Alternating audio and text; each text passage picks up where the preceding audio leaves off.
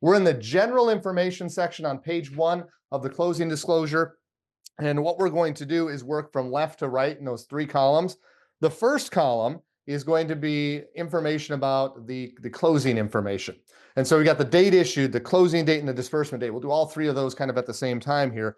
And so the date issued is the date that you're going to deliver, not the date received, but it does help us understand how we can get to the date received. If we issue it today, that's day 0. Hey, it's received on the 3rd business day after, assuming the loan file doesn't have any other information documented that would indicate an earlier receipt by the borrower. Now, at an initial glance here, you can look at all 3 of these dates and you're going, okay, date issued, closing date, date of origination, disbursement date, date the money walks out the door. How can all 3 of these days be the same if it's got to be in hand 3 days before closing? Well, we did this on purpose in order to have this discussion.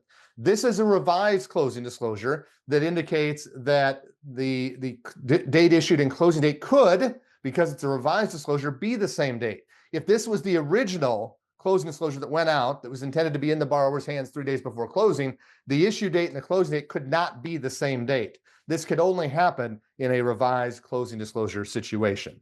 So the closing date, date of origination, and then the disbursement date, it's the anticipated date that the funds are going to walk out the door.